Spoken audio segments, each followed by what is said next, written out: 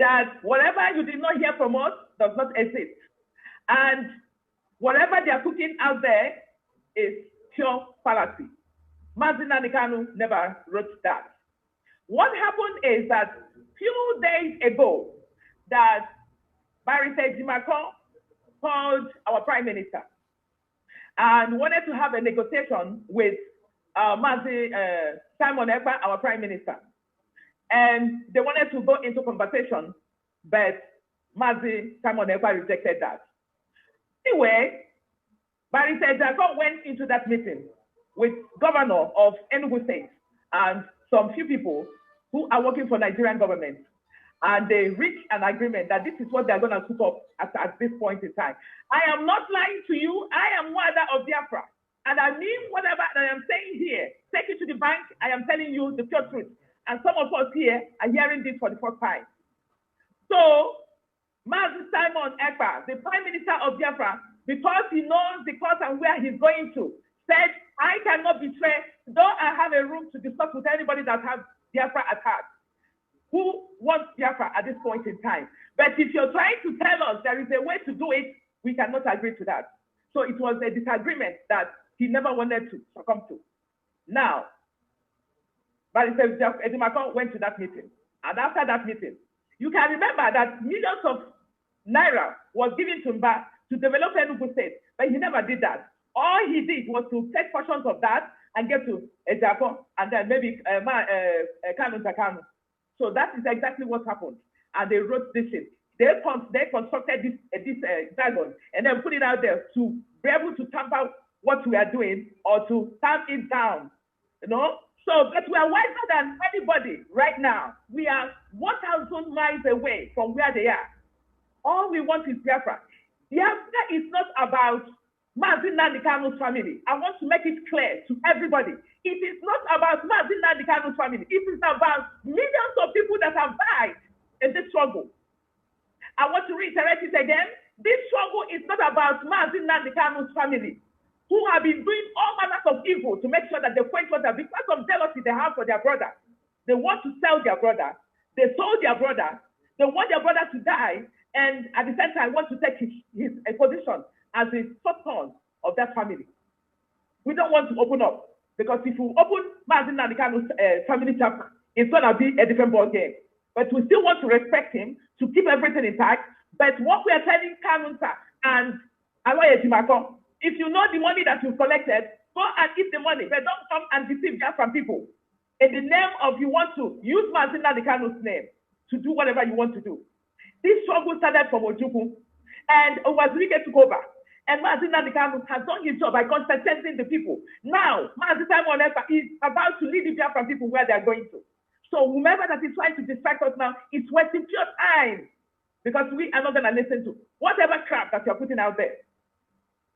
You have collected money from governor of Enugu State. So go and eat your money and stay off the road, because it's not. Many people have died in this cause. Millions of people have died in this cause. So you cannot, because you feel that you can slip in something in to be able to distract us. We've watched you for several times. We've watched you and watched the trend that you're going. Now, we never knew that you're so cheap. But I thank God for somebody like Mazi Simon Ekpa, the Prime Minister. He is a man that is steadfast. He is focused in whatever he's doing. He's a man that you can never change his ways at all. He's a man that you can never change his decisions anyhow.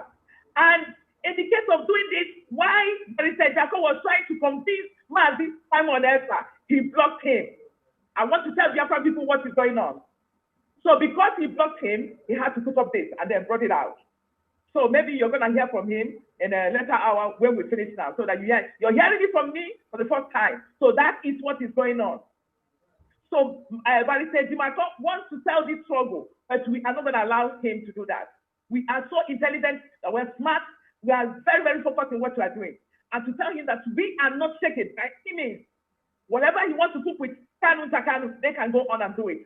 They cannot sell their porridge to buy Biafran people. It is not going to happen. And we're not going to let it happen. So disregard whatever thing that they are cooking, the whole shenanigan that is going on Twitter right now. Disregard it. It never happened. And I want to let Biafran people know, even if Mazin Nandikanu comes today and said that we don't want this struggle again, we will seem to stay by his side. I want to let Biafran people know this. If Mazin Nandikanu comes today and says that he cannot go anymore, this struggle must come to accomplishment. We must get to where we are going. Because Biafran people are very wise and wiser than anything now. We know where we're heading to. So sit at home must continue. It is hitting Nigeria in full blow. It's hitting Nigeria very seriously. So it's not all about one family coming to decide what we're going to do or what we're doing. We are fighting to release Mazin Nandikanu because we know that he is an honest man. But these troops around him, the criminals, both the lawyers and then their brothers and the sisters who are trying to cook up stories to make sure that they fight the struggle to collect money, to do all manners of evil. We are not going to take it. The people that are called for this are here, and we must take the Biafran nation to its destination. So that is all the message that I have for you. Now, I want to thank and I want to console or sympathize with those who lost their loved ones in Enugu. Mazimba, or whomever that you call your name, the governor of Imo State, the illegitimate governor of Enugu State. I want to let you know that Biafran people are bigger than you. It is not about one-man show. It's not all about you. People have tried what you're doing now, that they didn't succeed. And not this time, the Biafran government in exile have taken charge and have already stated it clearly. The Biafran people have stated it clearly that you guys are no longer working for them.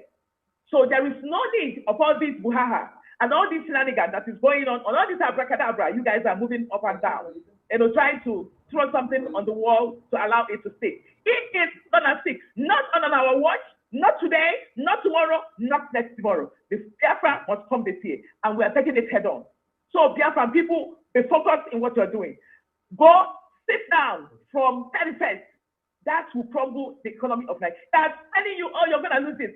What if the palliative that was distributed, or that were distributed during COVID? It was not given to you. It was not given to you. So why would you hope on these hopeless criminals who have taken charge of our nation, taking all the resources, diverting it here and there, without taking care of you, leaving the youth to die in penury, doing all manners of evil with impunity, and those who have come to, who went to the Senate to make case why Mazin Nandikanu should not be released and why we should stop it at home. I tell you, one day we will take you out of Biafra land. We just want to let it clear to you that enough is enough. It's no longer business as usual because we've come to restore Biafra. We've come, those who are called for this. So if you don't like what is going on, better run because we'll come, we'll take you out of Biafra land. You won't even have a place to stay. That is how provocative it is. So distract us no more. Distract us no more because we are the 11th